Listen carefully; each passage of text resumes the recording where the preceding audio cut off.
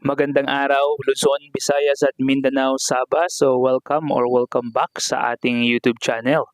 Pilipinas News Channel nga po pala ulit. In this video, pag-uusapan po natin ang update tungkol kay Naoya Inoue at ang ating pambansang kamao, Manny Pacquiao. So sinabi po dito sa Boxing on Point Facebook page, Naoya Inoue has suggested that his 2026 fight against Junto Nakatani could be the final appearance of his professional career. This potential retirement follows a historic 2025 campaign that saw him break multiple records in the sport. The fighter known as the Monster believes he has achieved enough to leave little left to prove in the ring. So nagbabanta or nagbabadya po mga kababayan ang pag-alis na ni Naoya Inoue sa mundo ng boxing or pagre-retiro nito matapos daw po na kalabanin or pagkatapos na kalabanin si Junto Nakatani sa taong ito ng 2026. Sabi niya po dito, the Monster has begun teasing that his upcoming 2026 clash with Junto Nakatani might be his final fight, mentioning that he believes he has little left to prove after a record-breaking 2025. So marami po siyang binaklas na mga records mga kababayan. Alam naman po natin noong 2025 at ito pong si Junto Nakatani, kung sino man po sa inyo ang hindi pa familiar, isa pong Japanese fighter din na undefeated din na siyang talagang ilalaban dito kay Naoya Inoue na magkakaroon ng ng sinasabing grand final or showdown ng mga Japanese fighters na undefeated sa daong 2026. At kung mananalo nga daw po si Naoya Inoue,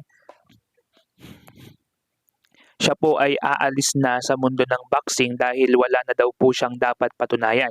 Ang question dyan mga kababayan talagang ganun ba yung kanyang motibo or hindi po niya gusto na umakyat ng timbang?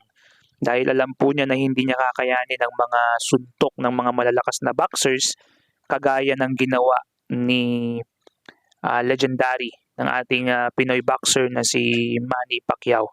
Sinabi po dito sa Boxing Fan Club, ito pa din po yung tungkol kay Naoya Inoue.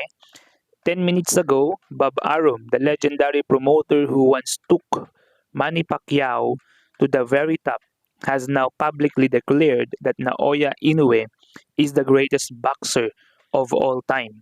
The Monster not only delivers devastating knockouts but also flawless in tactics and movement, clearly superior to the Filipino legend. So yan po yung paniniwala ni Bob Arum mga kababayan. So sumasang-ayon ba kayo dito sa commentary ni Bob Arum na siyang once na naglagay kay Manny Pacquiao sa rurok ng tagumpay? Alam niyo po kasi ang fighter natin na si Manny Pacquiao, in my own opinion, risky fighter po talaga siya. Siyempre, hindi naman siya dumaan sa isang systematic na training. Kumbaga, nagsimula naman po ang ating legendary boxer na si Manny Pacquiao na talagang gutom na gutom sa pagkapanalo. So, ibig sabihin, mas gusto niyang sumikat nung panahon na yon. Mas gusto niyang marami siyang makalaban ng mga greatest battles. Hindi po niya iisipin yung zero niya o aalagaan yung zero niya dahil brawler fighter po talaga siya. At talaga mga kababayan na ito pong si Manny Pacquiao ay from rag to riches talaga kung masasabi natin, no? Kaya nga po hindi niya napangalagaan yung kanyang loss or yung zero loss niya.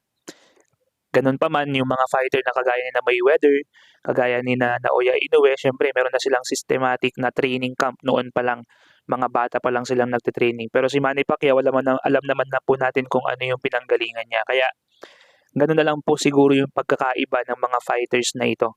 Okay? Kung sila po lumalaban for greatness or for records, si Manny Pacquiao po lumalaban for survival nung una hanggang sa naging great fighter po siya. Okay?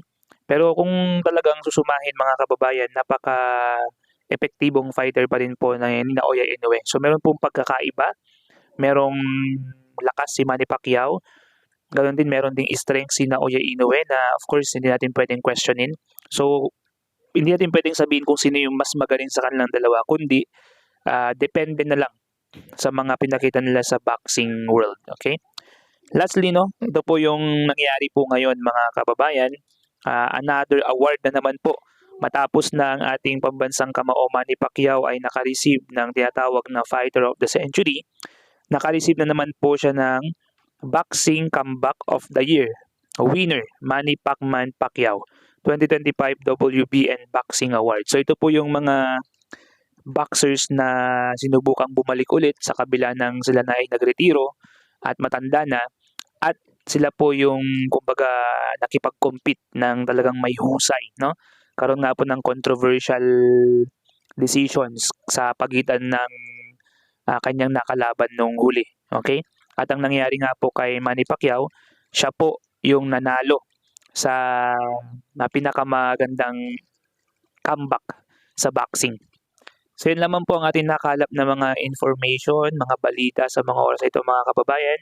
Kung gusto niyo po ng ganitong mga content, no, sa boxing, mga news regarding sa ating nangyayari sa Pilipinas, no, pakiclick na po yung ating subscribe button dyan sa baba. At mag-comment na po kayo kung ano yung gusto niyo mga videos na tutukan natin sa ating channel. And at the same time, paki-like and subscribe na po ang ating channel and video. Once again, this is Pilipinas News Channel. Peace out.